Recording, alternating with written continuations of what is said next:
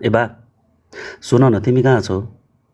तिमी भन्थ्यौ नि बा, तिम्रो याद आउँदा त्यो निलो आकाशमा उदाएको सबैभन्दा उज्यालो तारालाई हेर्नु भनेर। हेर न, आज त्यो निलो आकाशहरू कालो बादलले किन छेकिएका बा? के मलाई देख्न सक्छौ र आज तिमी? यदि मलाई देख्छौ भने फेरि एकपल्ट तिम्रो हात मेरो शिरमा राखेर मेरो केसहरू चलाइदेऊ न बा, त्यो बाल्यकालमा जसरी नै। म आज थोरै थाकेको छु। नाइ, थोरै होइन बा, आज यसरी थाकेको छु जसरी एउटा युद्धमा भोकै प्यासै लडेका ती सिपाहीहरू थाक्ने गर्छन्। थाहा छ बा, तिमी नफर्किने गरी गएको छौ, तर पनि आशा लाग्छ तिमी फर्किन्छौ कि भनेर।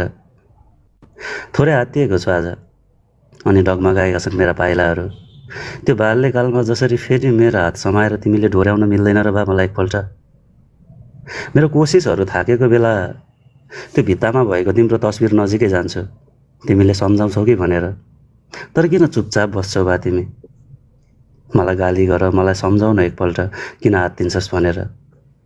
भन्छन् नि बा भनेको भगवान हुन् रे। भगवानले त जे पनि गर्न सक्छ होइन र बा? एकपल्ट त्यही तस्बिरबाटै भए पनि मुस्कुराइदेऊ न मलाई हेरेर। के थाहा, तिम्रो हाँसोले मात्र पनि मेरो थकानहरू मेटिन्छ कि? थाहा छ बा तिमीलाई, तिमी साथ नहुँदा कति एक्लो भएको छु। तिमी बिना यति एक्लो भएको छु जति एक्लो त्यो बाघ बिनाको ओडार हुने गर्छ।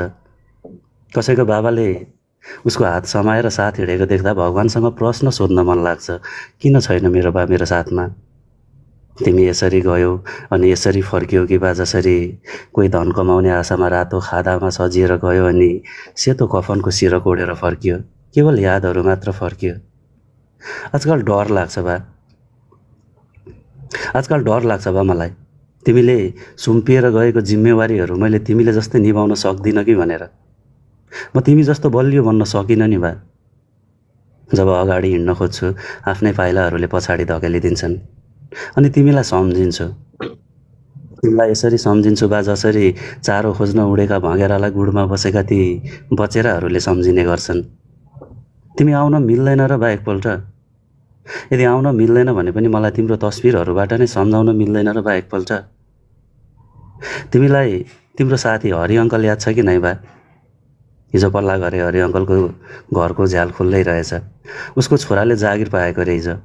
नयाँ एकजोर खरानी कलरको दौरा सुरुवाल र ढाका टोपी हरि अङ्कललाई उपहार ल्याएको रहेछ। भन न बा, तिमी के लाउँछौ, दौरा सुरुवाल कि सर्ट प्यान्ट?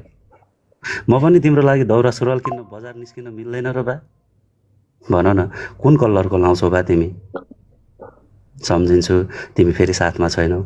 त्यो कालो बादलले छेकिँदा पनि तिमी मलाई हेर्न आत्तिएका छौ होला है बा? ए बा, तिमी रोएको हो र? तिमी रोएको हो र बा मलाई देख्न नपाएर? हेर न, त्यो कालो बादलबाट पानीका थोपाहरू बर्सिन लागिरहेका छन्। के त्यो तिम्रो आँसु बग्न लागेको हो र? नरौ न बा, मेरो सन्तानले हरेस खायो भनेर। म ठिक छु, थोरै आत्तिएको मात्र हुँ। के गर्ने, तिम्रो हात शिरबाट हटेपछि, तिम्रो पाइलाहरू घरबाट छुटेपछि छिमेकी आफन्तहरूले यति लाचार सम्झिने रहेछन् कि जति लाचार त्यो चिलको पन्जामा परेको कुखुराका चल्लाहरू हुने गर्छन्। ठिक छ बा, तिमी नरौ न, म कति पनि हात्तिएको छैन, थोरै बढी याद आएको मात्र हो तिम्रो। तिमी मुस्कुराएको एउटा तस्बिर छ बा मसँग। एकछिन तिम्रो तस्बिरसँगै हेर्छु, तस्बिरसँगै कुराकानी गर्छु, म ठिक भइहाल्छु नि। तिमी नरौ है बा। त्यो कालो बादल पन्छिएर खुल्ला आकाश खुलेपछि फेरि हामी कुरा गरौँला नि, हुँदैन र बा? तिमी नरौ है बा। धन्यवाद दाइ।